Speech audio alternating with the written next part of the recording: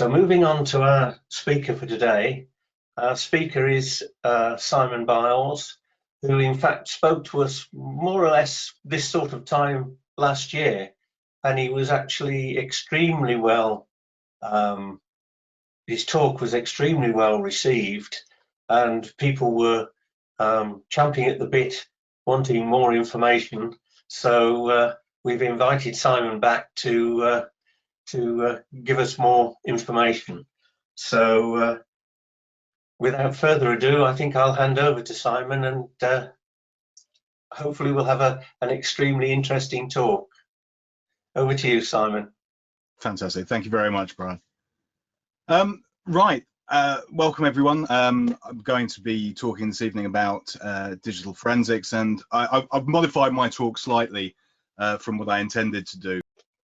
I was going to walk you through an example in the specification that I gave of a piece of work, a theoretical piece of work that we were giving to students. I lecture at Warwick University. I have too many windows going at the same time here. I lecture at Warwick University on cybersecurity and on digital forensics, both to undergrads and postgrads. And I was going to walk you through a piece of a sample piece of work that we were giving to our students, and show you how it all works. And then it occurred to me that I've actually just set it to them for coursework, and thus any of them that have actually got a couple of brain cells to rub together might come along and listen to this and figure out what it is they're supposed to be learning. So I've altered it a little bit, and I'm sure that you won't object, because actually what I've done is I've decided we'll have a chat about a real case, one that I've worked on in the past, and that's now, you know, it's reasonably well known, reasonably high profile case, and it's actually pertinent to Oxfordshire as well, which is interesting.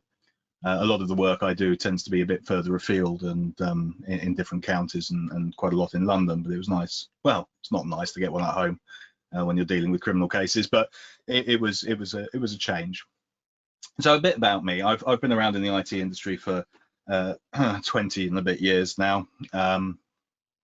Very originally, I started as a Unix sysadmin, but when I were a wee lad, I always wanted to do digital forensics. I read a book called The Cuckoo's Egg by a guy called Cliff Stoll, which was an early sort of incident response and cyber forensics discussion, and I fell in love with it. It was an amazing thing to me that you could you know, follow people through networks and solve crimes and be a sleuth and do all of this sort of Sherlock Holmesy kind of stuff. And then I sort of went to my tutor at the time and my careers master, and I said, oh, you know, this is really what I want to do. And he said, right, what you need to do is become an accountant. And that sounded a bit off to me, but you know, he was a senior master and he seemed like a sensible kind of guy. So I went and I did a little bit of work experience in an accountancy firm. And apologies to any accountants out there, but I've never wanted to shoot myself in the head so much as during that period of time. So I gave up and I thought, well, perhaps it isn't for me. So I went and I went to university. I read artificial intelligence and computer science, and then I became a Unix sysadmin. And I sort of went from there and I went into information security, and I bounced around in information security for quite a long time before I thought, well, you know what, actually, you know what, maybe I'll give this another go. And I went off and I did a master's degree at Cranfield University in forensics, and then I started doing it. I started being a practitioner.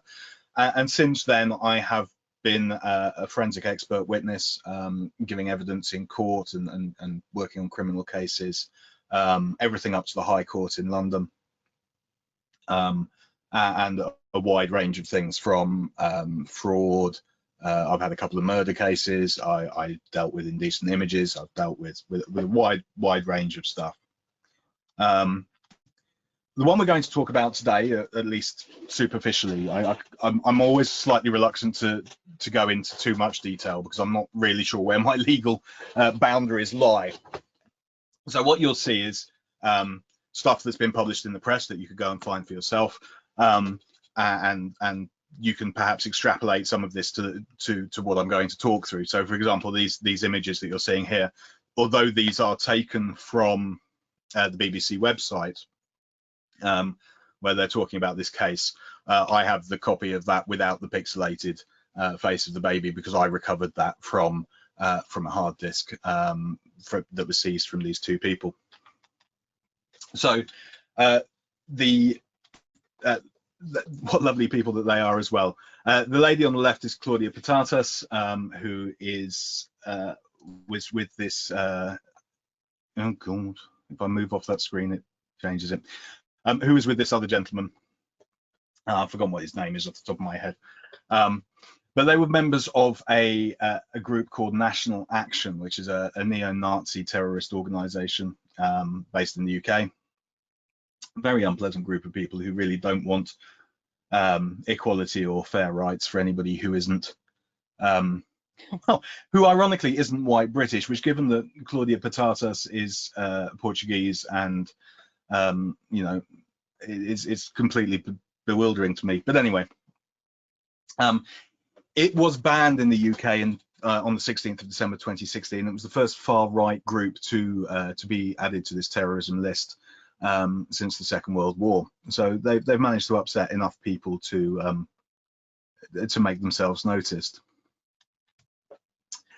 So a group of them were arrested. Initially there were 6, and in fact it expanded out to encompass another 3 from the original investigation, and they all stood a charge of belonging to the terrorist organization. So the organization is banned, and being a member of it is thus a criminal offense in its own right. So you can't be a member of that. And I looked at the evidence of 2 people in the first case, Claudia Patatas and Daniel Bojnovic, and in the second case I looked at the evidence of Gary Jack, which span out of this this original case. So the police did their investigation, and they arrested a number of people. And during those raids on their houses and those arrests, they seized a number of items. Okay, so of those 2 cases, there were 3 laptops involved, 4 mobile phones, and 1 compact flash memory card, which came out of a camera. Claudia Patatas was actually a professional photographer, and so some of her cameras were looked at, and the memory card was seized of one of those, and that's is something that we took a look at as well.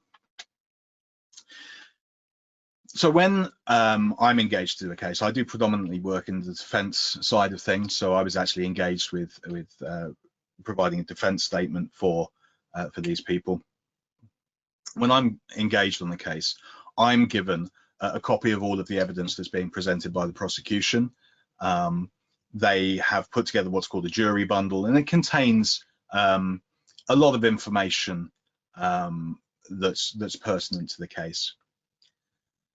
I'm also given forensic images, and we'll come to those in a minute. And I'm also given some instructions, okay? And I'm engaged by a solicitor. So if you happen to be lucky enough to go up in court and have been found, been arrested and charged with a crime, you will have 2 types of lawyer working for you, possibly more than 2 of them in each type, but you will have 2 types of lawyer working for you.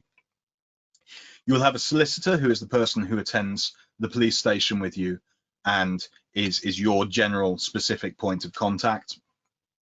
And then you will have a barrister, and the barrister is the person who actually stands up in court with the wig and the black cape, and makes the arguments in front of a court, makes the arguments to the jury, and does all of those points of law, and stands up and goes, I object, and the sort of stuff that you see in the in television.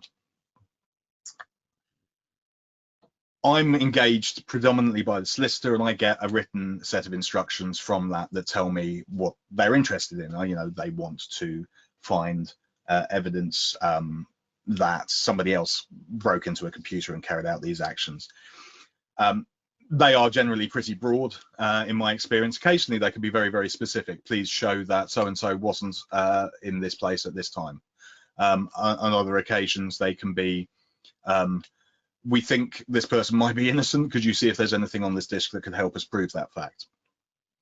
So, you know, those instructions exist. This particular case was massive. I mean, it involved 6 different people in the first instance, and that expanded to 9. There was lots and lots of mobile phone data included in the bundle, which showed where people were, what communications they'd had between each other. There was presentations of things like train tickets to show that they'd traveled to see each other. It was a huge amount of evidence. It was well over 1,000 pages worth of reading there. And the police have put all of this together, and they put it into a bundle in a timeline of events and the location of all these people, because what they were trying to prove was that they were members of an organization. And if you're a member of an organization like we are tonight, we're all getting together and we're all members of the BCS, or we're potential members of the BCS, and we're all getting together and we've had communications. Brian and Simon and the other sort of committee members and I have had communications to arrange this conference. You've all applied to come and listen to it. You've had emails going backwards and forwards, and therefore there's quite a lot of communications about being a member of an organization. So there was quite a lot of this sort of material that was available in this bundle. I've got a little caveat on there.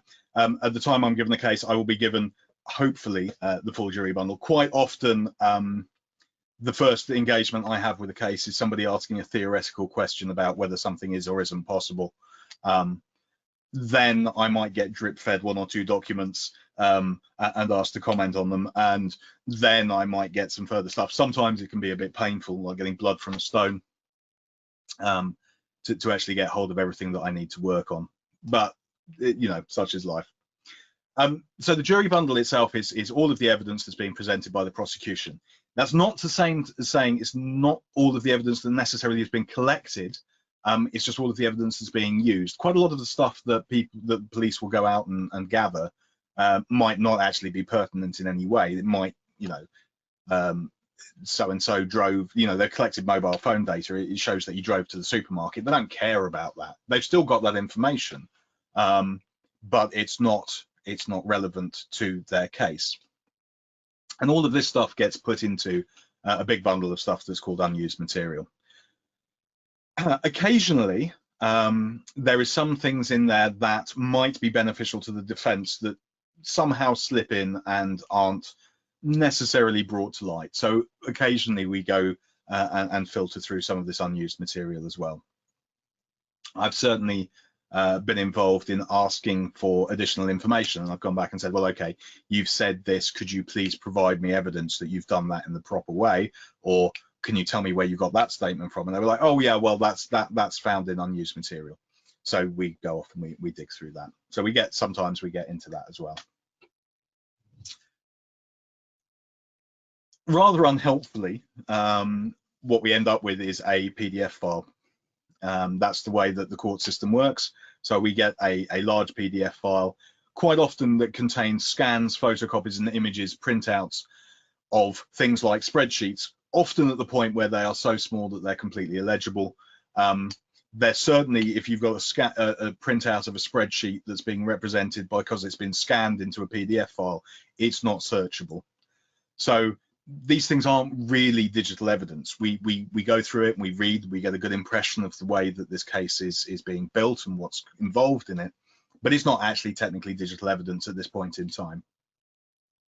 What's quite interesting is it also contains the witness statements from the officers and the people involved, and interview transcripts, as well as all the other evidence that's been presented.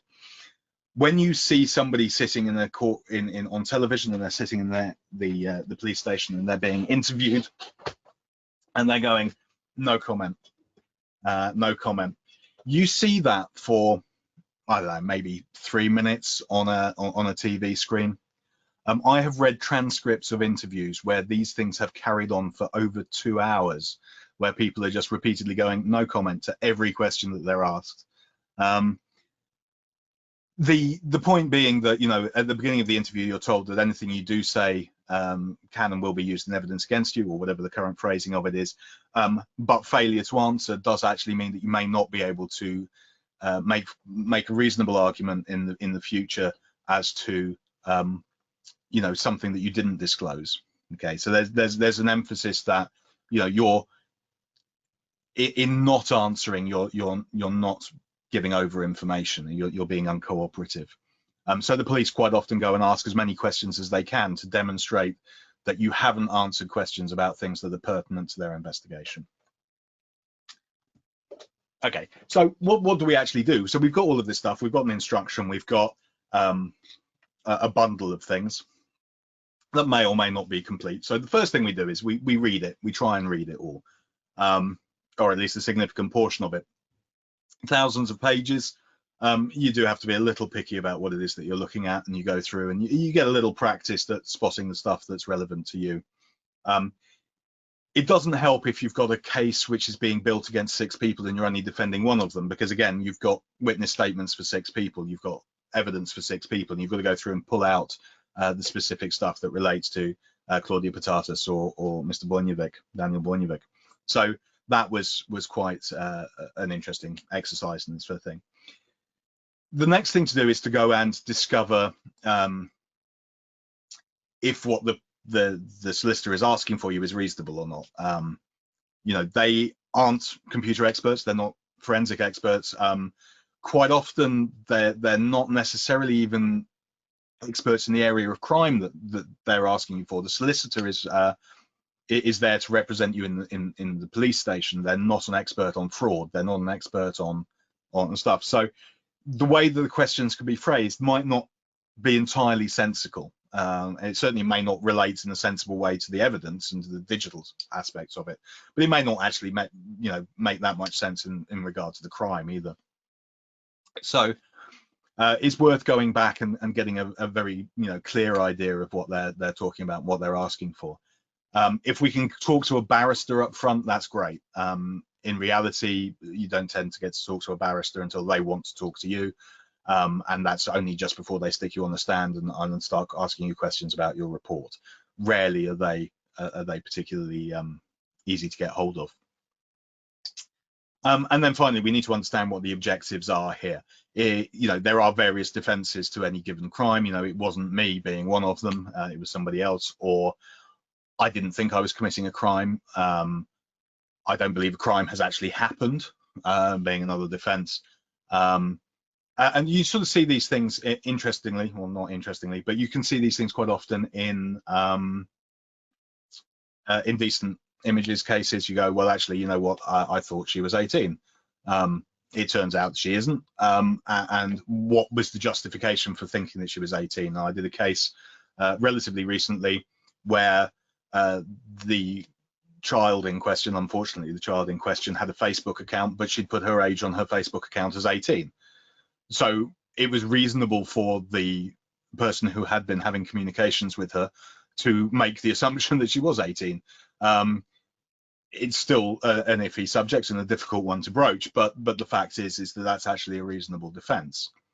In the case of these people, they were friends with people who were or may have been members of National Action, but they weren't themselves. They were just associating with people. It wasn't a matter of actually being a member of the group. So we'll get to that in a bit.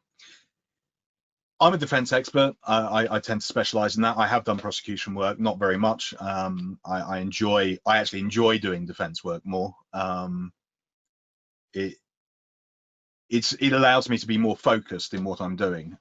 If you're a prosecution expert, quite often your brief is far more open, and you spend a lot of time trolling through a lot of material and a lot of stuff, and all I have to do is look at what's being presented by the prosecution primarily, and then extend my thing from that. They have to look at everything, and there's quite a discrepancy in the work that's done. But effectively, the process is not that dissimilar. They will be engaged during the investigation potentially. If they're a police expert, they may be tasked in a high-tech crime unit, and they'll be briefed by the officer leading the case, and they'll get an idea of the guidance and nature of the examination that they're undertaking, and they'll carry out an examination in the same way as I do. Occasionally, that step happens. Then I get involved and I write a report, and they're going, okay, we need to throw somebody else at it who perhaps is, this is going to sound terribly boastful, who's in the same caliber as the defense expert, and isn't just a policeman who's doing this for his first time, and they'll go off and pull a professor from another university and throw him at the case. If that's the case, then they will get the same bundle of stuff as I have.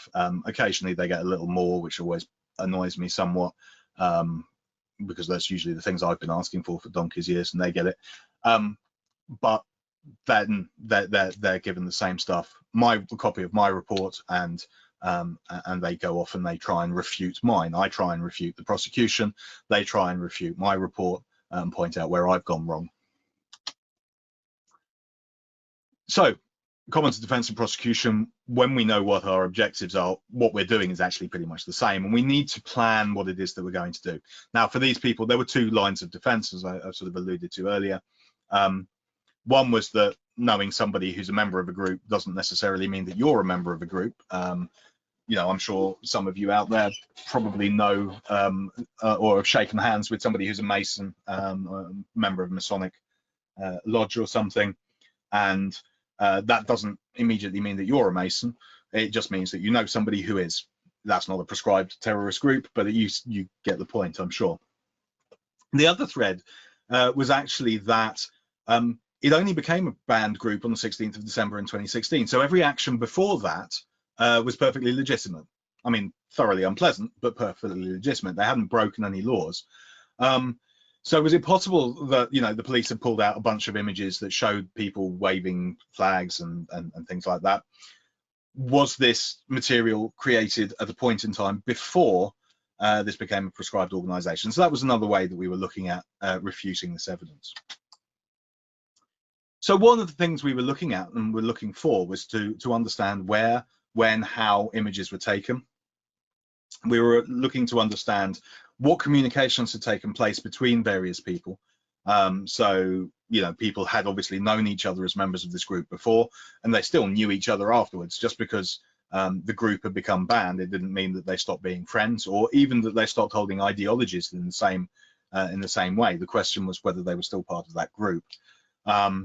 So what were the communications between them? Were they talking about going to meetings and that kind of thing?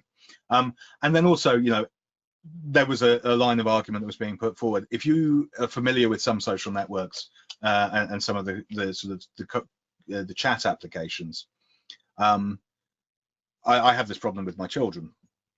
We use Telegram within the family, and in fact, Telegram is one of the messengers that was used here. If a couple of people are chatting in a group chat, 50, 60 messages can go past before you get to it. You can either sit and scroll through them all and actually read them all, or you can just click a button which takes you to the bottom of it, and you can catch up with whatever's going on at that point in time.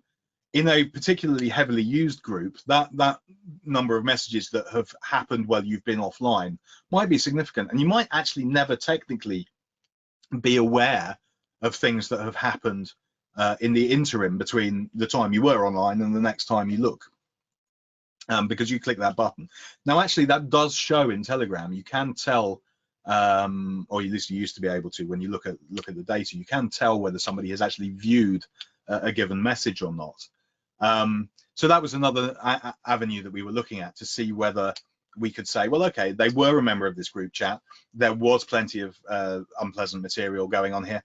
But if you look, they only really said these nice things about fairies and unicorns. And all of this other stuff, it just happened in the same chat. They weren't participating in it. And in fact, you know what? They clicked on the button and jumped past it all and never really saw it anyway. So no, it's not really them. So as I said before, when we start off, we're usually given forensic images. I do probably about 20% of my cases are actually almost entirely theoretical. Okay, I will get some evidence presented, and the question is this possible for this to have happened? And I don't even need to look at it technically myself to be able to say, you know, this is what has happened or this hasn't happened. It is just something that the computer doesn't operate in that way, or more often on a procedural front, the police have completely stuffed up the way that they are handling that piece of evidence. when you're handling, there's a set of guidelines that are given out by the Association of Chief Police Officers called the Accapo Guidelines for Handling Digital Evidence. There are certain things about that, about not changing the evidence as you look at it, which is why we use the write blocker if we're imaging a disk. Okay, so it prevents the original evidence from being changed. But mobile phones are a bit of a pain in the backside to do because you can't extract a disk from them, you can't put a write blocker on them, and to actually get into them and image them properly, you more or less have to hack them in a way to get them to give up their data. It's a little unpleasant. I don't really enjoy doing mobile phones. I'm very happy as a defense expert that somebody else has done all of that messy stuff up front and then just gives me the images afterwards. But you know, you're not supposed to have a mobile phone connected to the internet or to any network or to the mobile phone network when you're examining it. A case I was looking at a couple of weeks ago, the police officer got hold of it. It was a harassment case. They got hold of a phone and used that phone without disconnecting from the network and actually called the person who was supposedly being harassed. Which of course showed up a number that they weren't expecting to see, made them very unhappy, and you know, basically it wasn't handled properly. So there are a couple of things like that. We can do theoretical attacks against the way that things are done because they've not been done properly. Okay, there's quite strict procedures about court and evidence, and if they're not handled properly, if it's contaminated, in the same way as if you've got explosives evidence and that becomes contaminated, or you've got drugs evidence and that becomes contaminated, or blood evidence and that becomes contaminated, it loses value. And digital evidence is no different, and you can contaminate it, and this is what these police officers have done. But a forensic image essentially is a digital copy, and when we're working with computers, we're very lucky. We can make a digital copy that is bit for bit identical to the original evidence. We then lock the original evidence away, make sure that that's looked after and safe, and we can replicate this digital copy and hand it out for examination. So I get a digital copy, the prosecution forensic analyst will get a digital copy, if they call in another expert witness, they'll get a copy. And there's something we do with those, there's called a hash. It's a cryptographic calculation that's carried out on that data, and it produces effectively a fingerprint of that, and we can verify that that fingerprint hasn't changed. So when that image is taken, it's given a fingerprint. When I receive it, I check that that fingerprint hasn't changed. When the forensic examiner from the police checks, it hasn't changed. And you know, we can be assured that that evidence is sound. And then we carry out all of our analysis against that image and not against the original piece of evidence. So when we're looking at the forensic image, what we're doing is we're starting to build our case. This is from a digital forensic analyst point of view, this is our primary bread and butter. Okay, so aside from those cases we get thrown out because they're handled wrong or are theoretical, we get an image. Using, and I've used inverted commas here, forensic tools, we can examine it to find out what's happened on the device. Now, a forensic tool, it's a fairly loose term. It means a tool that's used in the forensic way. I use plenty of tools that are just tools, stuff that you download and look at and use on a day-to-day basis. One of my favorites for looking at video files is VLC, you know, the video LAN player.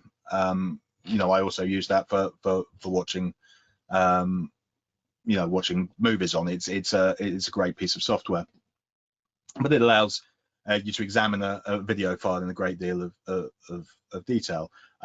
For images, I use Photoshop the same as everybody else. I'll look at an image in Photoshop or Lightroom because they're the best tools for dealing with those kind of things. The difference being that I understand that the checksum and the hash might be a relevant thing, and I can show that I haven't altered that evidence, and the information I'm extracting from it for my purposes is sound. So using sort of various assorted tools, we can operate on this image that's given to us at various different levels. So at this highest level, we can see the information that, you know, it seems fairly obvious. It's a Windows machine. It's got Word installed on it. There's a couple of users on it. One of them's called Claudia. In fact, she had a Mac, but that's neither here nor there. And, you know, they logged in at these times. Okay. We can also see other things like it's connected to which networks, what time zones it in, and that kind of things. In certain cases, a lot of this information may become very, very important. You know, if somebody is saying it wasn't me, I didn't download those files, showing that a given user is on that machine at a given time, that account is protected with a password. It starts to add some weight to the fact to say, well, okay, unless you've shared your password with somebody, which everybody says they have, the person sitting at that machine is you, okay, because you're the only person that would know that password, and you know, you've logged in on it and it's at this time. So the activity that has happened on that machine it is likely to be you. Quite often people say, well, you know, somebody in so-and-so knew my password, they could have logged in on it. And then at that point, we start to have to look around a little bit more. And it's things like, well, okay, the activity that we're interested in you doing here, you know, you type this offensive email to somebody here. 5 minutes before that, you typed a nice email to your mum there, and 5 minutes after that, you went shopping on Amazon and bought yourself 3 books, which we found on your bookshelf. The chances of somebody wandering in that 5-minute intervening period that wrote that offensive email is pretty slim. So, you know, we still think it's you. Okay, the art of putting a suspect behind the keyboard is can be quite interesting and quite fun, and you can build quite an interesting case about who is using a computer at a given time. It can come down to things like, oh, you know, they were looking at the football things at a given time. This person supports Man United, that person supports Chelsea. At that particular point in time, Chelsea were playing, and that was what was looked at. Therefore, it was probably that person rather than that person. Okay, it's circumstantial, but it helps to build a case. So that's all sort of the background data from the operating system, metadata, information about the information we're trying to get to. The next sort of layer down is the file system itself. So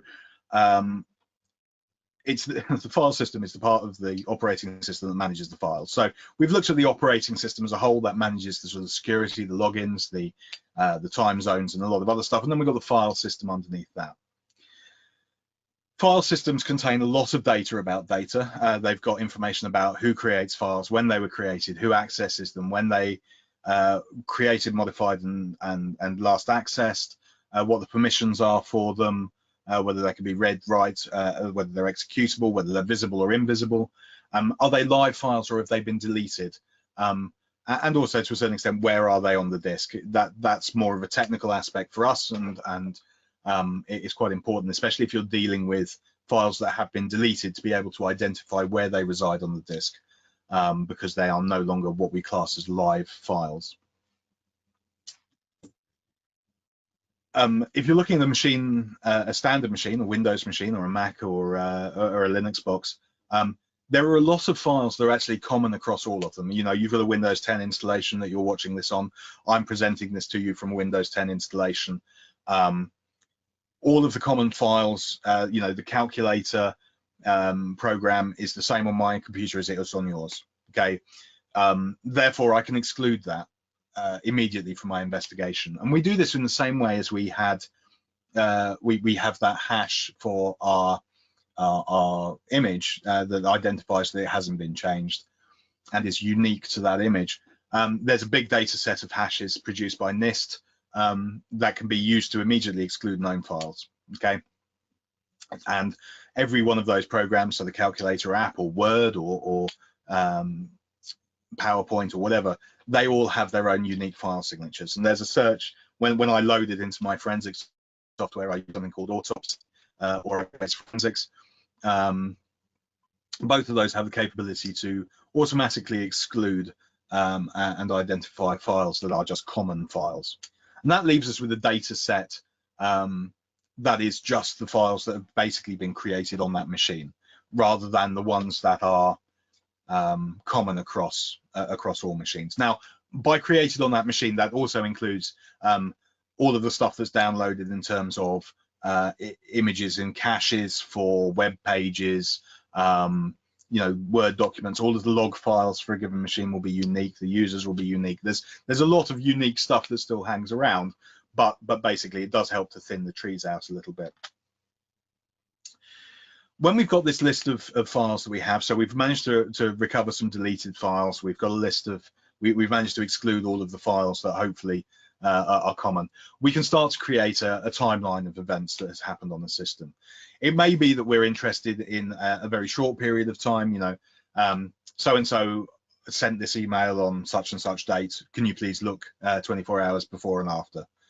Or even an hour before and after that point in time, depends upon the specifications and the instructions that we've been given. I'm doing a case at the moment. I'm actually looking at a large database for a fraud, but that fraud is actually, it's not fraud. It's a drugs case. It involves a fraudulent document, but within the drugs case. But the fraudulent document was for a specific day.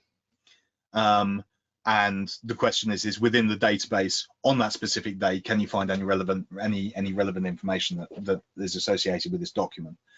So we're looking at a 24-hour period. The entire database is 4.5 gig. The data for one day that's lurking in there somewhere is probably about 200K. This database has been running for since 2012, I think was the earliest date I found in there. So you've got 8 years worth of data, and we're trying to find one day in there. So you know, it's a little bit of an interesting thing. But we can create this timeline using the MAC times, the modified access and created times for files, and we can build up this activity on this machine. We can see, quite interestingly, peaks and troughs when it is being used, when it's not being used, what times of day these things are happening. When files have arrived onto the system and when they were last opened or used by our suspects, if at all. It may well be that you know, some stuff gets downloaded but it never gets opened. It does happen. It is not impossible. Just to go over deleted files again briefly, when a file is deleted, it's not really deleted. Okay, in Windows in particular, it'll go to the recycle bin for a little while and then it'll float around the system in magical ways. But even when you delete it from there, unless you're actually making a concerted effort to remove it from the system and to wipe it off, it's usually marked as deleted so that the free space can be reused, but it's not actually overwritten until basically there's nowhere else to overwrite. It is computationally easier to continue writing into free space at the end of a disk than it is to go back and try and split a file up over smaller fragments of free space within the file system. So typically a large disk will continue to have stuff appended to the end of it and won't overwrite stuff earlier on. So it's quite frequent and quite probable that you'll be able to recover part or all of a file that's been deleted. Sometimes that doesn't quite work, and the way that you recover a deleted file is one thing, because you can still find the directory entries and the metadata that points to that file, and you can reconstruct it. Sometimes that data becomes unavailable. It may be that the file has been partially reallocated, so that goes away. There are some other things that that can happen that destroy that. But files, certainly some types of files, have some features about them and some characteristics about them that allow for us to identify them from themselves alone, okay, without actually having to have the file system entry. A really good example of this is Jpeg files, the image files. They start with a very specific string that says JFIF, and they've got a very set format. So this file signature, this magic number, can occur, well, the JPEG one occurs at the beginning of the file, but there are various different file signatures and magic numbers that exist for different file formats. And they can occur at the beginning and middle or at the end, or possibly all three of a given file. Video formats can be quite good because they're made up of individual frames. So you might lose the beginning of a video and you might lose the end of a video, but you can still see where a frame begins and ends, and potentially go and recover some data out of out of those things. Interestingly, some files actually can embed other files. Now, if you take a Word document and you stick a JPEG into it, that JPEG is consumed in its entirety within the Word document. The Word document is stored on disk, but if you lose the header of the Word document because that's been reallocated and you've deleted it and it's been reallocated, that JPEG still exists somewhere in there. And what we can do is something called file carving, whereby we go through the spare space on the disk and we start to look for these signatures, and using these signatures we can start to rebuild these files and get them.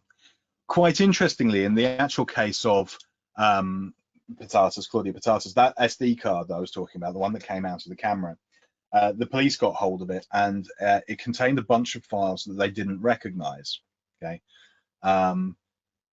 In fact, what they were the camera raw files, which are the raw data that's gathered from a digital sensor. Okay, it wasn't actually particularly complicated. It was a standard Canon digital raw file, but they hadn't recognized them. So what they'd done on this disk is they'd run file carving on it to try and see if they could get any images out. Now, it just so happens that a raw image, a raw Canon file or a Nikon file or a Fuji file, any of the raw camera files actually contain an embedded JPEG in them, just for thumbnail purposes, so that you can easily and quickly view them on a computer. And in fact, what they did is they ran this file carver, and it went through this entire SD card, and it pulled out the JPEG images of all of these raw files. So they presented this as evidence for that. But what they'd missed is, because these were just thumbnails and they weren't particularly detailed, they'd lost all of the remaining of the metadata associated with them. When I went back and I looked at the actual raw files, I could pull out a hell of a lot more information about, what camera had been used, where it had been used, and stuff we're going to talk about a bit more in a second. But that file carving thing could be quite a powerful tool if you know what you're doing, and a little misleading if you don't. Sometimes what's actually of interest is what's in a file, okay, what the file is itself. Now, in the case of this particular one, it was fairly obvious that the contents of the files have a value of their own. Apart from anything else, they clearly demonstrate individuals being a part of a group. They are clearly associated with each other. They clearly have some opinions about their political stance, and their baking habits are decidedly weird. All of these images came from the BBC. Again, I did have access, and I still have copies of these in my report that I have a copy of. These are taken off the BBC, so I've not breached any confidentiality here. But these are typical of the set of images that we found, along with a lot of other racist and Nazi and anti-Semitic material. So the contents of the files alone and being possession of these things is evidence in its own right. I don't need to be digital about this. I mean, you can show that to a jury and they're quite clearly understanding without having to explain what it is. But what I was alluding to before was that there's actually more to a file than meets the eye. Pictures are great. I love pictures. I love working with them. I'm an amateur photographer. I'm actually doing a photography degree at the moment myself. I'm thoroughly enjoying it. But pictures contain a wealth of information that isn't immediately obvious.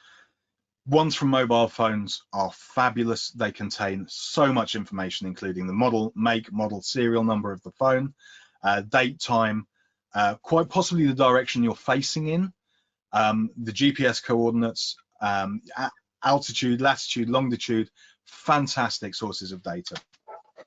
And in the case of Mr. Jack,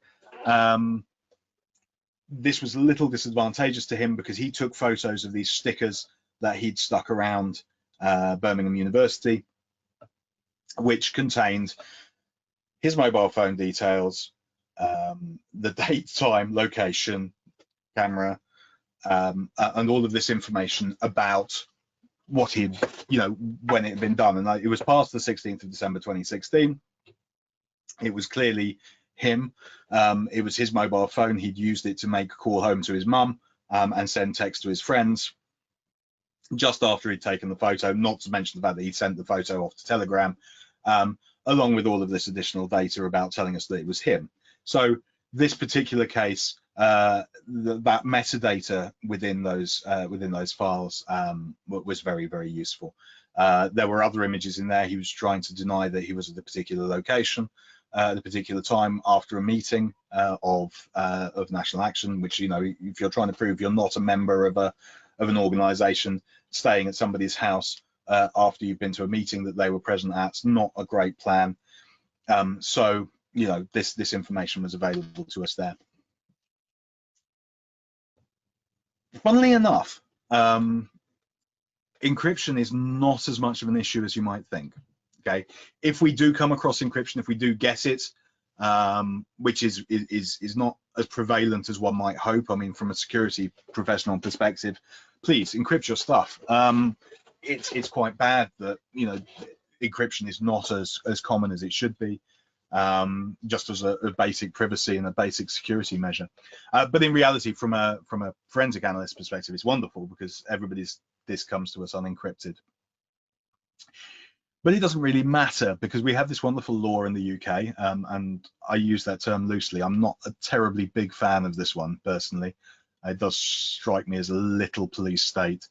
But we have something called the Regulation of Investigatory Powers Act, which actually compels you to disclose your password or a key to an encrypted volume or file. You'll get 2 years for refusing to comply for most crimes, 5 years if it has anything to do with indecent images or anything related to national security or terrorism. So in this particular case, we didn't get any encryption. Had we done so, they would have been charged to either give the key over, or they would face 5 years in prison for failing to comply. Okay, you'll find that people will weigh up their chances on this one. If their crime is going to put them away for longer than 5 years, they'll probably keep stum and take the 5 years. If they're not likely to be put away for 2 years, they'll probably suggest that maybe they'll just stay. They'll give it over and hope that they'll get off with a slap on the wrists and some community service. Mobile phones are a little bit different. They are, as I have already mentioned, a complete pain in the backside. There are ways and means around them. Certainly having the PIN codes to get into them helps a lot. But even then, they can be very difficult to get data off and out of at a low level to get data out of them. Some of the other evidence that we were looking at here, again, as I've sort of already alluded to, there was lots of stuff in social media and lots of evidence based around the communications between the individuals of the group about whether they were going to get together for a meeting, whether they were going to stay with each other overnight, who they'd met up with recently, what they'd talked about. It was rafts, pages and pages and pages of it. And this ranged from stuff like text messages, mobile phone calls. You can't recover the data from a mobile phone call, so I can't tell you what they talked about or what was said, but I can tell you that two people have talked to each other and they did it for an hour. And quite possibly I can tell you where each of them was at the time, whether they were at home or whether they were at a certain cell site location. I'm not an expert on that, on the cell site stuff. There are people who can pinpoint to within about 100 yards where you're likely to have been standing when you made the telephone call. So that, all of that data was included in here to build a case about whether they were or weren't members of a particular group. We also looked a lot at the social media side of things. We looked at Telegram. There are sort of two types of social media out there. In reality, there's things like Facebook, whereby you're posting stuff in a public forum, and we deal with those things. But this is Telegram, so chat applications perhaps more than social media, although Telegram does have the capability to do wider dissemination of information into channels that are publicly accessible. In this particular case, these were private channels that were being used for arranging meetings, recruiting people, that kind of stuff. So we looked at that, and we cross-referenced the messages with them. And like I said earlier, we were looking to see whether messages had been read, whether they've been responded to, what the chain of events was, and who was communicating at any given time, to see if there was a possibility that people were perhaps unwitting participants in a wider organization that had other aims, but they themselves weren't participating. And finally, you get to the point whereby you are you're finished. Hopefully, you've been through all of the material that's been presented to you, and you write up and you submit a report. Now, you know, this is a process. We have I have a fairly well-defined format for doing this. It starts with a statement of you know, my credentials and who I am and why I believe that I'm qualified to do this. And when I stand up in court, I'm actually asked to justify my my status as an expert. You know, asked to introduce myself and explain why you know, I am in a position to be an authority on what I'm talking about. Then there's a sort of, you know, the usual sort of things you would expect in a report, and then at the very end there's a legal statement that says, effectively, I promise to tell the whole truth, nothing but the truth, and I understand my obligations, and I understand that I'm perjuring myself if I say anything and this is untrue. And then there's a signing off and all of that. So, you know, I will do a first report, and that gets submitted back to the solicitors and the barristers. At this point, it can go one of two ways. They say thank you very much, and that's it, and I get to write an invoice, and sooner or later I get paid. Or they may have questions to follow up and clarification questions, which may lead to further examination. Although the prosecution reports are served and are used as evidence, there is no obligation from the defence to actually use what I present. So given a particular case, and I suspect in the case of that we're talking about here, where I actually sent back more evidence, having done the examination than was sent to me in the first place, they don't have to use that. They can choose to not submit that, not make their case worse, basically. I have heard other examiners say that they've been asked to remove statements from reports. It's never actually happened to me. There have been requests for rewording of things, but actually that was more about clarity than, and as there was no change in meaning, I had no issue with that. But you know, it may be that they have questions, they want to understand better about what it is that you're saying and why there are issues. There may be another set of examinations to do. You may require to gather more evidence. Quite often, it's one of my reports is used as leverage against the prosecution to get more evidence. You hand over a report that says, I can't tell from what's been presented, but it seems unlikely that.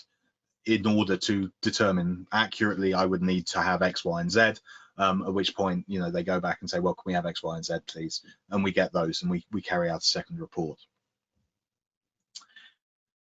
Generally speaking, the nature of digital evidence, again, you know, it's quite a nice product.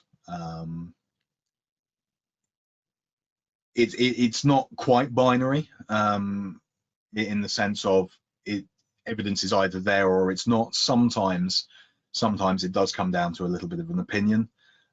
Generally speaking, though, I try and avoid opinion. I try and be very, very precise with this is what is on the disk, this is what it means, this is how it got here. If I'm unsure about that, I will purely state the facts and not say, you know, it seems to me that so-and-so did something. It's something that has monumentally upset me by other examiners in the past, where they have shown bias and have made statements which they cannot support with the evidence. that really narks me. So I really try and avoid doing it. But because of that, generally there's no argument with my reports. Okay, so I'm making a statement that there is no evidence, or that there is evidence of this, or whatever, and that evidence is backed up by physical evidence, or logical digital evidence, real world stuff, which tends to mean that we agree a state of affairs before it goes to court. The prosecution examiner and myself will sit down and have a chat, and we will say, okay, well, these are the accepted facts. So and so did such and such on this date. It doesn't indicate this, but this is the state of affairs.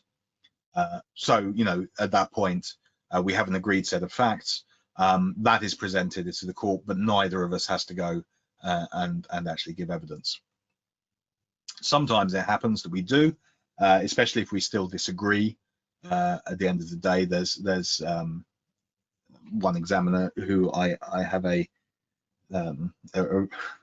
less than positive relationship with, whom I feel is biased, who I have faced off against in court a couple of times now, because essentially we will never agree on anything. More or less over my dead body, if he's saying it, I'm pretty sure it's wrong. So occasionally I do go to court, and we do those things that you see in courtroom drama. So I'm sworn in. I will go up. I will give my evidence, and I will talk about what I put in my report, and I will be cross-examined, or I will be examined by the defense solicitor, and I'll be cross-examined by the prosecution solicitor, barrister rather, in front of a judge and jury. Both the judge and the jury have the opportunity to ask questions if they so wish, and we do our best to answer those things. Hopefully, after all of that, the case is finished, and the client will either happily waltz off into the sunset having walked free, or will be doing 5 to 10 at the Majesty's pleasure. But that's the end, more or less, of my involvement, unless we get round to doing an appeal. I've done appeals, but never on my own cases. I don't think it's even possible. And I have successfully won appeals, which is quite nice, whereby evidence has not been particularly well handled in the first instance. And then the only thing to do is to remember enough of the case so that you can come and give a talk about it at a later date. I actually had to go back and reread my notes and my case, all the case files for this, just to make sure I knew what I was talking about. And that's sort of the final stage. There's quite a lot. I mean, it's a big field. It's a huge field in reality. And there's, the course I teach at university is actually about incident. Well, one of them is about incident response and digital forensics. So that focuses far more on doing live analysis and handling events in real time. So if somebody's system is being hacked into actively, it's about how do we manage that attack, how do we manage that incident, what are the procedures and processes around doing that, and that kind of thing. Live analysis is quite a different art. Generally speaking, we don't get involved in it in the criminal world, but it is perfectly possible, if you are a competent individual, to go into an environment whereby a machine is switched on, and instead of turning it off and taking an image of the disk offline, you can gather information from that computer as it's running. Now, under certain circumstances, that can be really helpful. First of all, if the device is encrypted, if it's up and running, it's unencrypted. It's been that encryption has already been undone for you. So if there is a concern that they might decide to opt for the 5 years instead of the 25 that they would otherwise be facing if their disk was unencrypted, there are ways of getting into a machine and getting the data off it without turning it off and without losing that encryption key that's already in memory. There are ways of getting things like internet connections that are currently active with a machine. In the case of indecent images, if there is a distribution going on, and distribution is a far harder and harsher charge than possession, if there is a server that is running and it has a number of connections to it, You can capture those connections in real time and see who's logging into it and downloading stuff, which means that you can go after them independently. But also you can then build a case for distribution far more successfully. You know, if you've got a file and you're distributing it to 25 people, that's distribution. If you've got a file on your computer and it's not connected to anything, that's possession. So that there are things about live analysis that are there and are becoming more pertinent as the world changes. Research, I mean, not necessarily on an academic sense, but quite often you'll come across an application you've never really seen before. There are so many applications out there. Everybody uses different ones. You know, I've stood up and talked in front of groups of solicitors before and asked everybody about which messaging applications they use. And you've got Snapchat, you've got Telegram, Microsoft Messenger, Facebook Messenger. You know, everybody's got their own variation and their preferred option. And the same is true of most sort of things.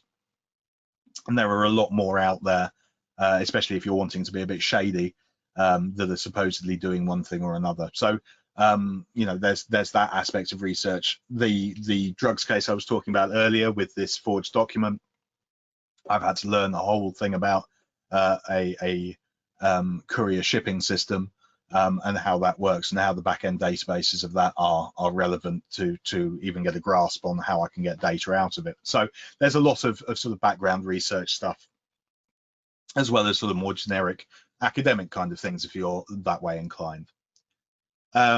You have to write your own tools. You know, there are tools out there that do certain things.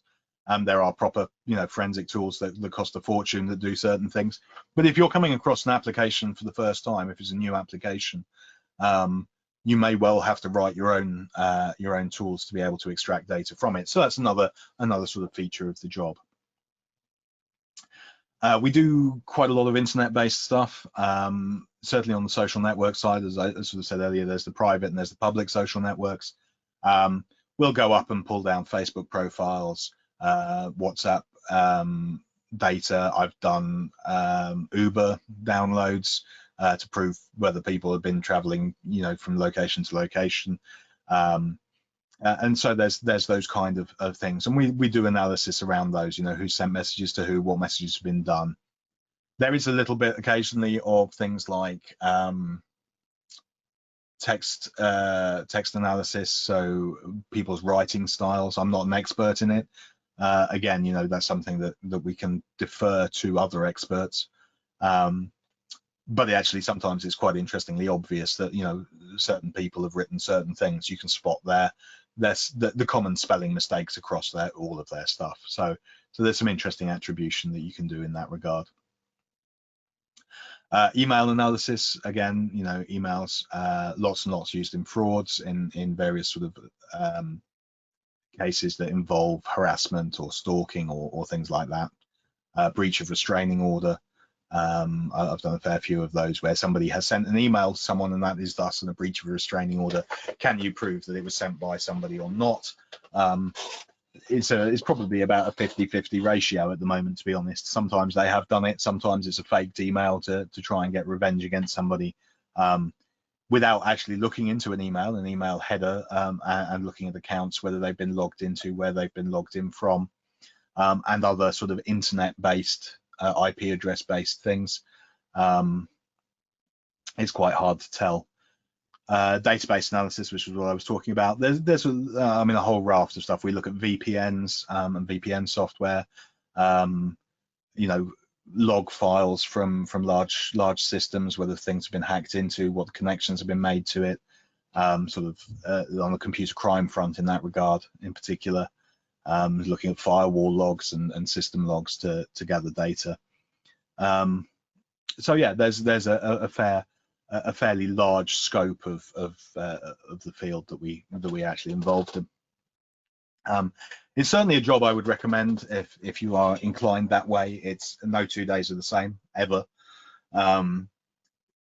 The financial side of it's not the world's best, but you know, you can't have everything. I'd rather not be bored on a day-to-day basis, and it certainly leads for a fascinating life. I believe that the questions are being handled by you entering them into the box and then them being collated by some other people. Do I need to hand the presenter back to you guys for that to happen? I don't think we need to actually, Si. Yes, if anybody's got any questions, please type them into the question box. And I've been dealing with a couple, and there is one outstanding question at the moment that I can bring up.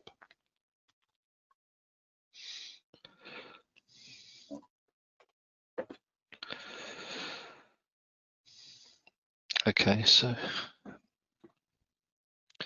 are you actually able to see the text of the questions? I can't, no, I can only see the chat that's us. Okay. But if you want to copy and paste it into the okay. into our chat, that will work. Okay, well, I'll start with the first one that we're needing to deal with verbally, because I've sort of done a provisional answer to that. This is so I'll speak it for on Adam's behalf. This is from Adam Sharp. I understood that Telegram was the most secure of chat apps. From your presentation, I'm guessing this is not the case. Telegram is great. Yeah, it's wonderful. So long as you are talking about it in transit. Okay. From end to end over the internet, running through the servers, you could seize the servers in Russia. Fabulous, not a problem at all. Where it falls over is that the databases that are stored on the device or on the mobile phone and on the computer are actually pretty transparent, and they're fairly easy to decode and walk through. If I close this, hang on, let me think about this for a second. I think I broke it. There we are. Anyway, just 2 secs. If I do that, let me find it. I actually have my reports open here, and I referenced the academic papers that covered it. There we go. Okay. Copy that, and if I go like that, and you can see that. I'll go. Let's just chuck another one at the end.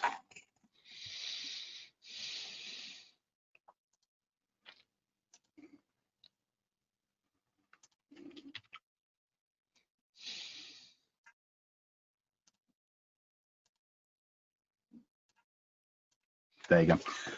So that paper will describe to you, if you want to go and look it up, exactly what you can walk through and pull out of Telegram on the handset. So you're right, in terms of point-to-point communication, great, and seizing the server. Yeah, that server is encrypted.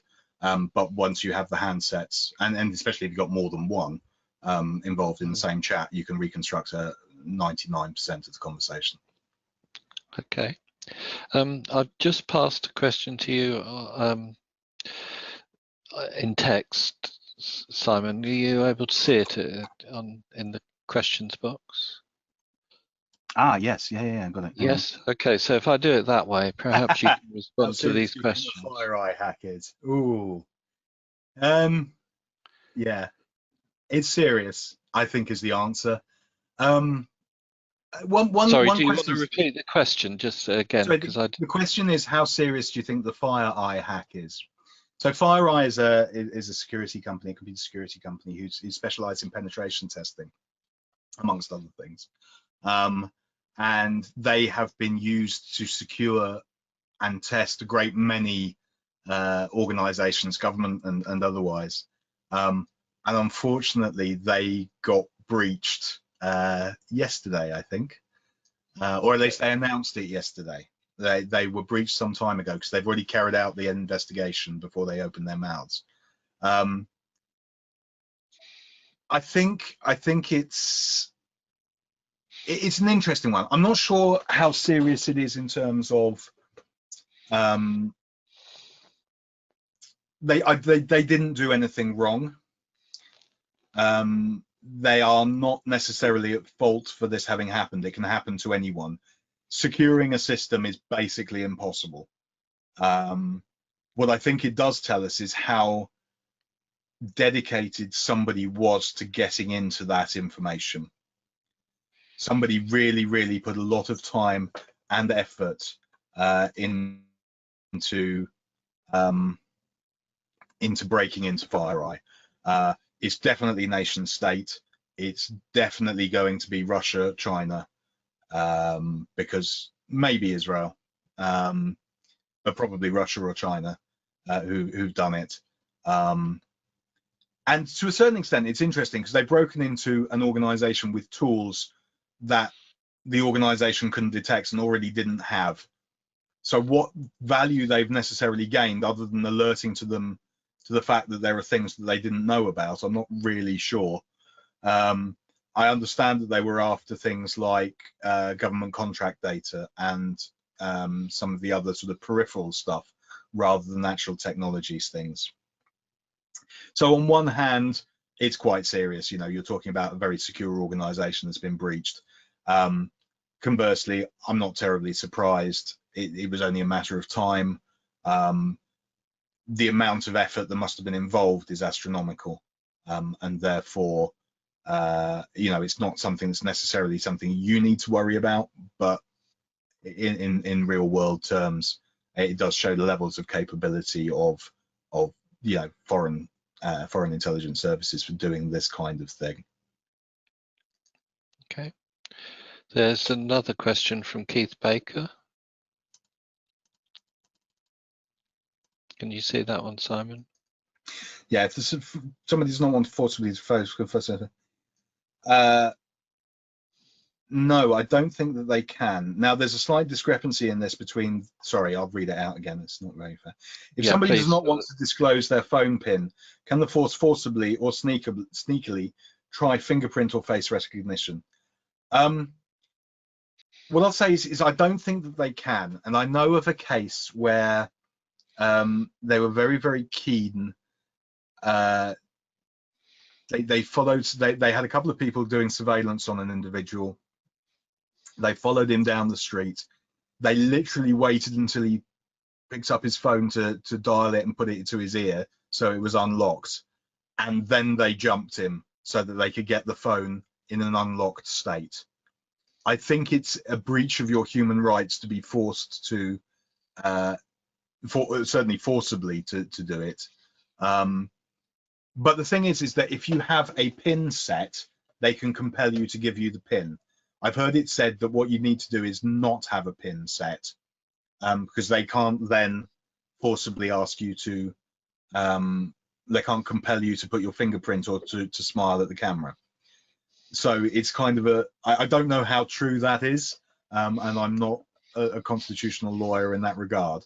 But it does kind of make a bit of logical sense. They can't compel you to do something like that. In the same way as they can't, I don't believe they can forcibly compel you to give fingerprints over or donate blood for blood tests and things like that. It's all a bit of a weird sort of human rights issue.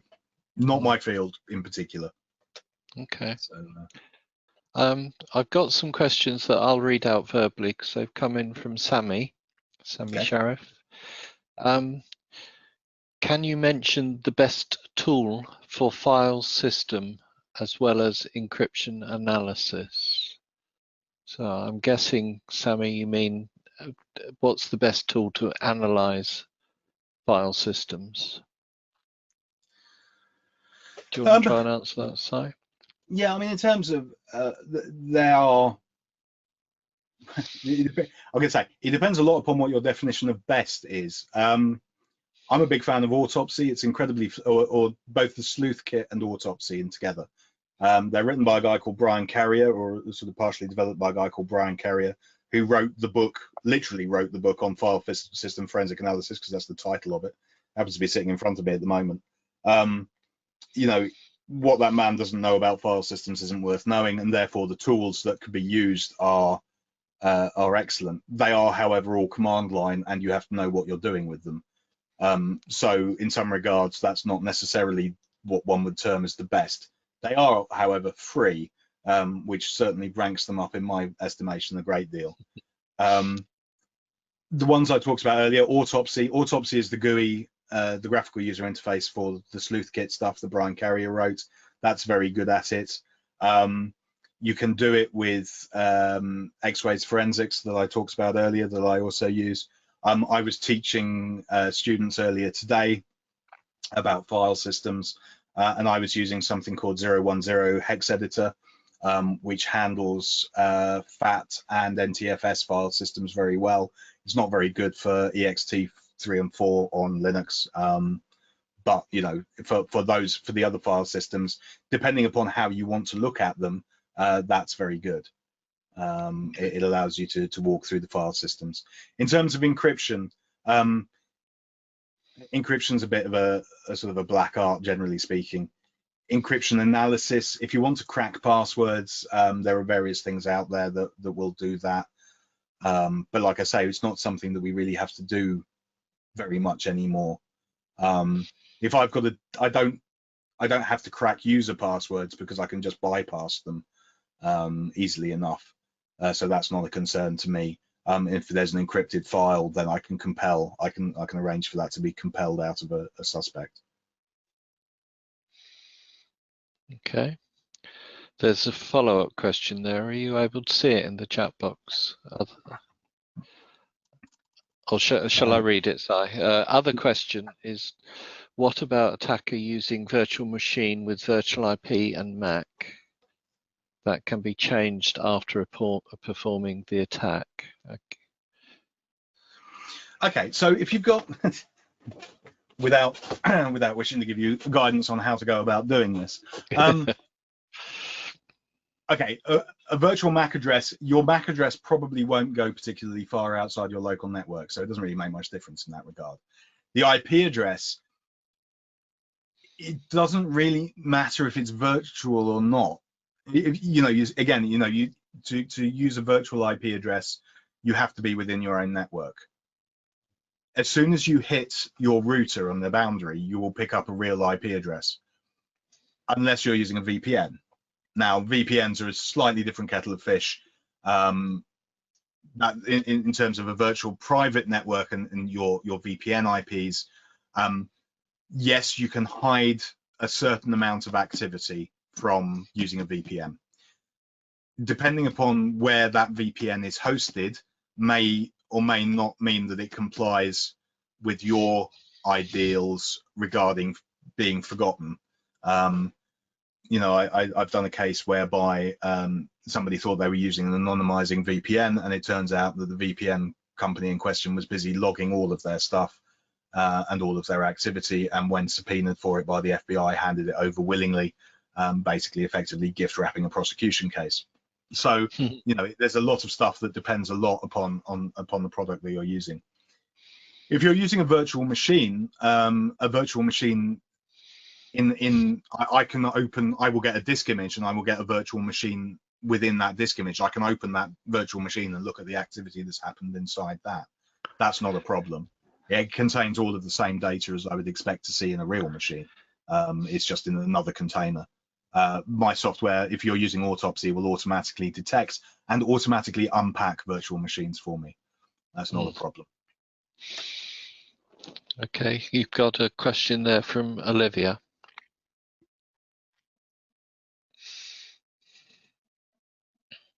Oh, well, there's an excellent degree at Warwick University that I would thoroughly recommend, but that's cheating. Okay, so the books that, where would I start?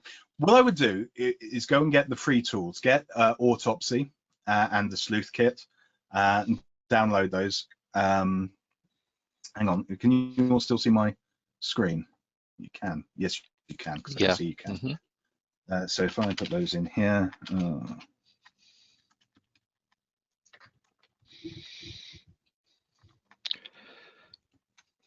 we've got quite a few questions coming in actually, so okay, that's cool. I haven't got anywhere to go. So they're both free and easily available. Their websites also contain the same website, different sections of it. But it also contains a lot of information about how they work. What I would do is I'd start with those. I'd have a look at those and have a play with them. There are you can go off and if you Google for test forensic images or practice forensic images, there's a lot of stuff out there that that you can download to practice with, to have a go at. Okay. Okay. Other than that, there are countless books out there. The ones, what would I recommend? Good question. I'm going to say my favorite book actually is The File System Forensic Analysis by Brian Carrier. One of the problems with books in general actually is that they become very dated very quickly. So file systems is a particularly good field in so much as DOS, so a FAT file system is about 50 years old. The NTFS file system is about 30 years old. So this book isn't actually particularly out of date because because those things just haven't changed in a great deal of time. So yeah, try having a look at that. Yeah, other than that, there's plenty of online courses that you can look into. They're all much of a muchness. Practice is the most important thing you can do. If you are a computer person, any background you have in systems administration, programming, and understanding of operating systems will get you a very, very long way. Okay. Okay. There's a question there from Ginnis now. There it is. Hey, how you doing? Okay, so in terms of text, can deleted text be recovered by the mobile phone provider or yourself? Mobile phone provider, yes, easily. They often keep a record on the server of all text messages that have been sent. That's not necessarily an issue at all. By yourself, sometimes, it depends on the phone and the model. Quite often, in the same way as files, all that happens is that the database containing the text has a little marker in front of it that says this text has been deleted and it's still recoverable. It's this fairly generic answer, but then every mobile phone is slightly different. Android versions differ from side to side. Which text message application you're using will vary. You can download and use third-party ones instead of using other ones. Facebook Messenger integrates into text now.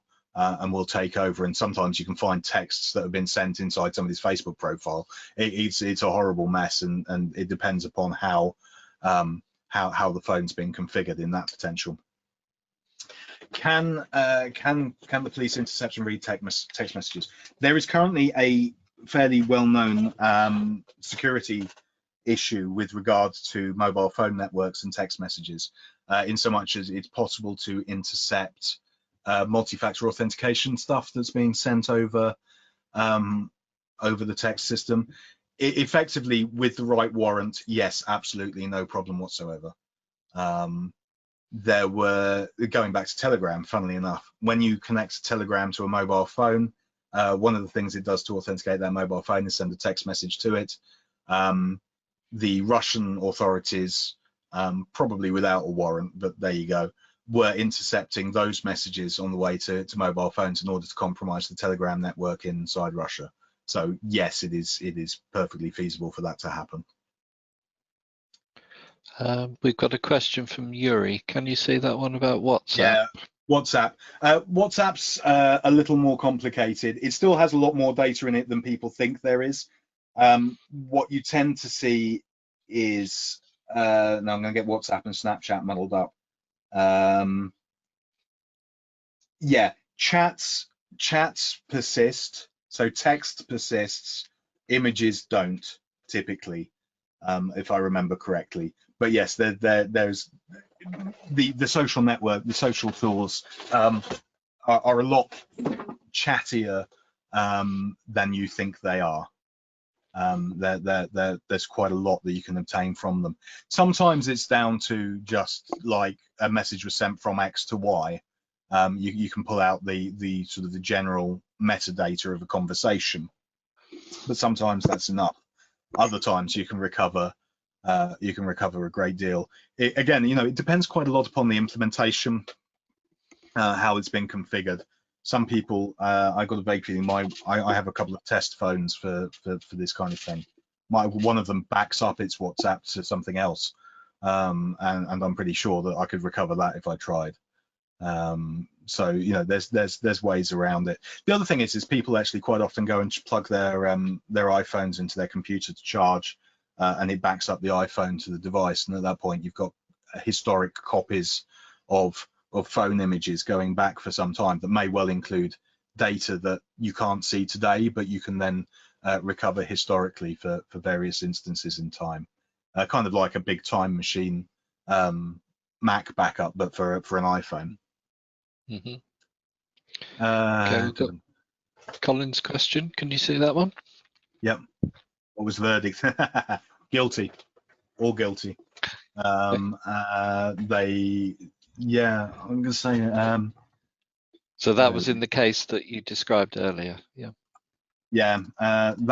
The first slide. You can see that the trial members of neo-Nazi group jailed was the actual headline that I took it off. Let me just have a quick look. I'll bring it up. I really don't like this sharing application, but anyway, I will go back. But yeah, if you look at that link, you'll see how long they got. They were, they're not long enough in my humble opinion, but there you go. They were definitely guilty. Okay, given organizations are more cloud-based, how do you recommend undertaking forensics on cloud-based assets? Oh, the $1 million question. It depends a lot upon the way that the cloud has been implemented. If it's a platform as a service, effectively what you're doing is you're talking about a not a physical machine, but a machine that exists somewhere that you can still go and image. And effectively, actually, you have very, very similar forensic artifacts to the ones that you have on a real machine. It doesn't actually change the business all that much. With regard to where you're starting to look at things as software as a service, or some of the more obscure Microsoft things where you're looking at functions as a service and things like that, the forensics turns much more into almost a network forensics kind of scenario. You're limited pretty much to looking at the log files of those things. Now, how you configure logging within your cloud solution will tell you a lot. Well, it gives you a lot of flexibility about what your capability to do forensics is. The trouble is that doing large amounts of logging is usually expensive, because you have to pay to store it, you have to pay to somebody to look at it, you have to pay to manage it. Occasionally you have to pay to do it in the first place as well as to store it. So the response that you will get out of doing a forensic analysis is somewhat dependent upon the way that the cloud system has been set up. I've done a lot of work fairly recently on a large NHS system that runs in the cloud, and we turned on pretty much all of the logging that was feasible so that we could monitor what was happening to the system in terms of, you know, general system security, but also on a functional level to see which people were accessing which data at which time, and any alerts that were being generated from that were being monitored. Any security issues were being flagged. Where people tried to escalate their privileges, we were looking at those. So there's a lot that you can do, but it changes the way that we do it. It becomes a far more log file based analysis versus a sort of a file system or a disk image kind of analysis, unless it's platform as a service, in which case, you know, you just image the thing in the same way. Okay, we're coming to the last couple of questions now, everybody. So Okay. we've got one from Chris there. So, which programming language is the most useful for what you do? Python is very well regarded. It has lots of useful libraries that you can import. Operating at a low level, C is always wonderful if you're going to do anything that's particularly low level on things that aren't necessarily aren't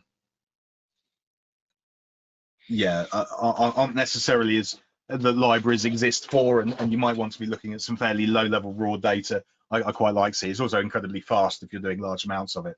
The interpreted languages like Python, although there's those libraries, if you're looking at large amounts of data, it can be quite slow.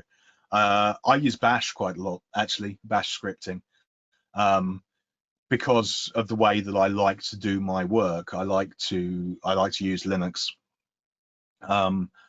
And I like to use things like the sleuth kit. It's quite good to tie together stuff like, just the simple tools with grep and find and all of the good sort of Unix utilities, and build a tool chain that works for you. And Bash is perfectly acceptable for doing that. I've written stuff in Perl as well, in the past for doing stuff. I used to program a lot of Perl as a sysadmin, so it was a language I was familiar with.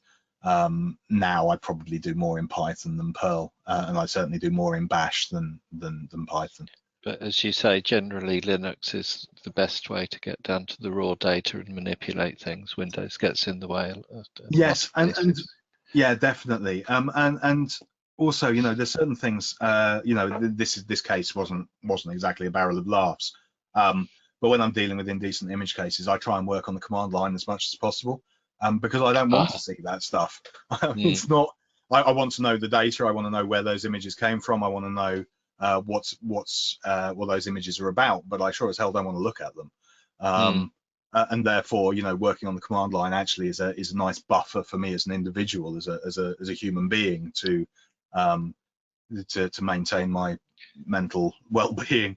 Yeah, no, it's interesting you say that. Yeah, it's potentially quite an issue. So what stops you from falsifying the hashes used in the chain of evidence case? Could you not, in principle, change the file and then say the new hash is the correct one? Ultimately, in any chain, there has to be a degree of trust somewhere, okay? The first person taking that image would have to be the one that manipulated it. I couldn't change it at a later date and then have it altered elsewhere in the chain. Okay, so contrary to the fact that there are theoretical attacks against hash cryptography, to get two meaningful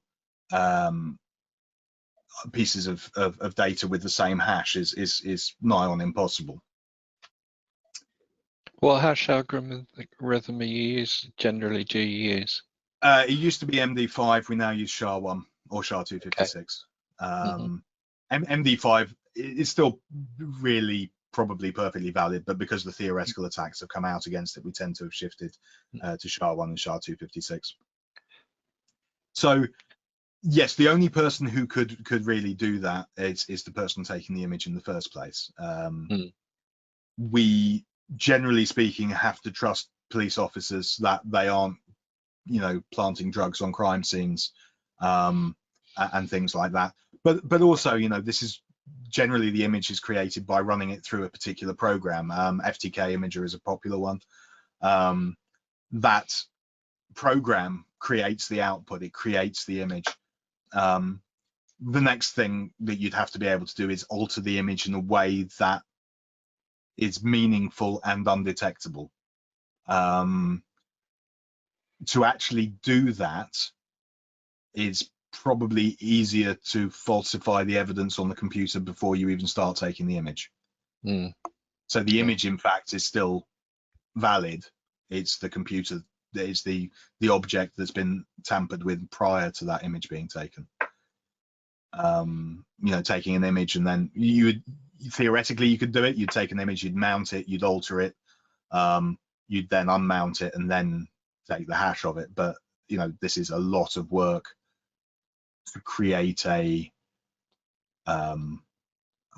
false piece of evidence, and to do it in such a way that it wasn't immediately obvious would be really difficult. Just dropping another file on the file system, it would look odd. It would actually just stand out as being an awkward thing. Okay. That's actually the last question then, ladies and gents. So, Simon, you want to take the helm? Perhaps if I leap in here and just say thank you very much for Simon for an extremely interesting talk. I can see we'll be inviting him back yet again, looking at the comments and the questions and all that. In fact, question just crossed my mind in relation to what you said about encryption and Ripper. Why do you think then that the security forces are so keen to have backdoors in encryption algorithms? The trick is doing it so that people don't know. Actionable intelligence, what ideally I would have wanted, so if I were wanting to attack the neo-Nazi ring as it started out, I can't look into Telegram, okay? So they're communicating using Telegram. I can't actually see into that because, as we've discussed, point to point, end to end, it's secure. Right. If they were sending text messages, which some of them were, but that's aside, then I could sniff that. I could listen in on that. That's unencrypted. If Telegram is backdoored, I can listen to that and I can get in there. And what I can do is I can start to gather this evidence and see what the hell's going on before something serious happens. Now, in the case of the neo-Nazis, there were a bunch of idiots that were, they didn't cause any serious problems. They offended a lot of people. They wanted to overthrow the state and they had some weaponry, but they weren't ever really competent. If it was ISIS at that point, or some slightly more focused individuals, being able to determine that an attack is about to happen without having to get them into a police station and tell them that they need to hand over their password is valuable actionable intelligence. And therefore that capability is something that would be very useful to the security services. What I will say is that ship has absolutely sailed and will never happen. The reason being that, well, it's easy to get hold of encryption software. PGP is very strong, or GPG, depending upon which version of what you're using. The algorithms are well known. It's well understood, and it's nigh on unbreakable. Therefore, to be the only way you would ever get round that is to ban encryption, other than specific algorithms. And even then, the people who are going to commit crimes aren't going to be particularly worried about using a banned algorithm, because they're going to go and blow up the Houses of Parliament anyway. So you're not going to actually gain any benefit. But at the same time, what you're going to do is you're going to take all those legitimate businesses and banking and secure communications that we actually rely on for a financial system and an economy, and you're going to weaken it. So it's a terrible argument, really. What's far better is to carry on the way we are and look at potentially compromising devices. So MI5, MI6 have the tools to directly attack mobile phones and implement backdoors into individual devices. If you are targeting an individual, it's far better to focus on them and bug their house and all of these things than it is to generically weaken an economy. So that's the way that they will go and should go and will go, I imagine. Yeah. Right. Well, just before we wrap up and I open the microphones for everyone to thank Simon in the usual way, I'd just like to wish everyone here a very happy and safe Christmas, and to point out that our next meeting is on the 14th of January and is quantum computing, which should be very interesting, particularly given the fact that China has just indicated that it has reached quantum supremacy. So that might be an interesting comment that our speaker might like to give us some thoughts about. But finally, I'd like to thank Simon for a really interesting talk today, and we'll hopefully unmute everyone and you will hear thunderous applause, I hope, Simon. Thank you. Well, I'm hearing one. That's close You're enough. hearing one. Yeah, I'm not sure that the unmute No, all button seems to work. I think it gives the audience control now, and each audience person has to unmute their mic. Oh, I see, right. Well, So thank you yeah, very if much, you'd like everyone. to clap, audience, we'll clap for you. Thank you very much, Simon. My pleasure. My absolute pleasure. Thank you. All right. Cheers. Thanks everybody for attending.